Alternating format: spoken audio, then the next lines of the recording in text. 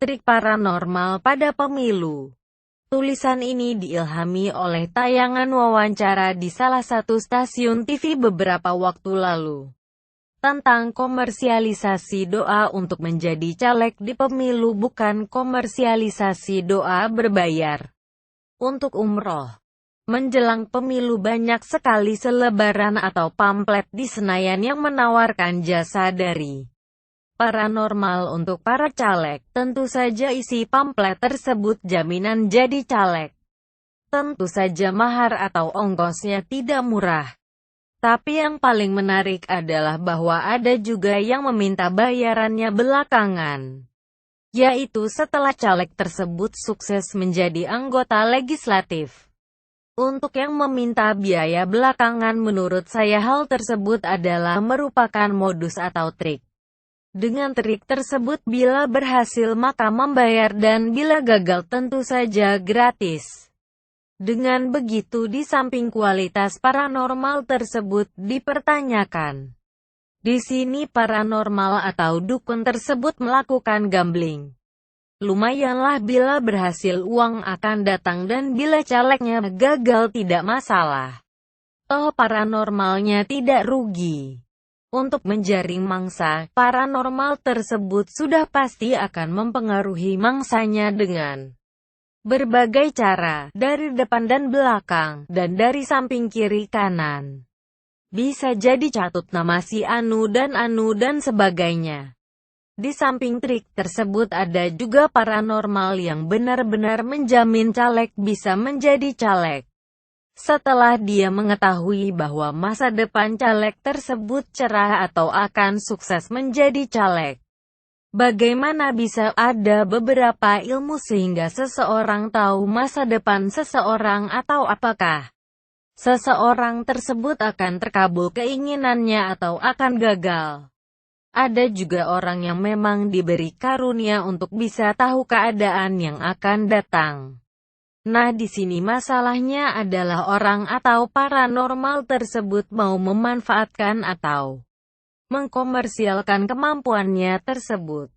Orang yang memang menguasai ilmu terawang masa depan tersebut memang dengan tujuan uang atau kaya tentu saja akan menggunakan kemampuannya tersebut untuk secara komersial. Dengan ilmu terawang masa depannya tersebut dia bisa mengetahui masa depan seseorang. Misalnya caleg, ketika caleg tersebut datang padanya dan minta tolong, maka dilihatnya masa depan caleg tersebut. Bila dilihatnya sukses menjadi caleg di masa depan, maka digarapnya caleg tersebut. Misalnya disuruhnya caleg tersebut untuk berikhtiar lebih keras dengan saran ini dan itu. Ada juga yang dilihat caleg tersebut bakal sukses, maka cukup diberinya motivasi dan jaminan kesuksesan masa depan. Paranormal macam gini tentu saja berani menentukan tarif di muka sesukanya. Dunia caleg dan dunia paranormal adalah dua dunia yang saling berkaitan. Paranormal atau dukun sudah tentu dunia abu-abu atau gelap dan dihindari namun dibutuhkan. Sehingga banyak calon politisi datang secara diam-diam atau berhubungan secara tersembunyi. Tentu saja secara diam-diam karena takut dicap sebagai orang musyrik dan akibatnya para pendukungnya akan kabur. Paranormal dibutuhkan oleh para caleg yang akan bersaing karena merasa tidak pede dan mencari kepastian. Dianggapnya paranormal adalah orang yang mempunyai kesaktian atau doanya terkabul, sehingga bisa memberinya kepastian sehingga keinginannya menjadi caleg bisa terkabul. Omong kosong bila para caleg tidak menggunakan jasa paranormal, baik paranormal baju Islam atau non-Islam. Kalaupun ada yang tidak menggunakan paranormal mungkin bisa dihitung dengan jari. Minimal dia datang pada kiai yang terkenal keampuhan doanya, pengakuan caleg di TV. Pernah ada seorang caleg yang ingin menjadi anggota legislatif diajak oleh seorang paranormal ke makam seseorang yang dianggap mempunyai karomah dan akhirnya sukses. Namun entah karena kebetulan atau tidak, orang tersebut akhirnya meninggal karena kecelakaan.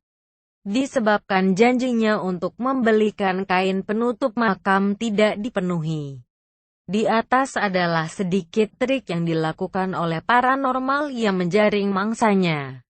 Jangan Anda tanyakan bagaimana mereka bisa menguasai ilmu untuk menerawang masa depan karena itu urusan dapur mereka. Di dunia ini tidak ada yang pasti, tetapi yang pasti Allah Maha Tahu dan tidak ingin diduakan. Bila Anda menduakan Allah, tentu saja Allah akan murka. Bila Allah murka, rasakan pedihnya balasannya.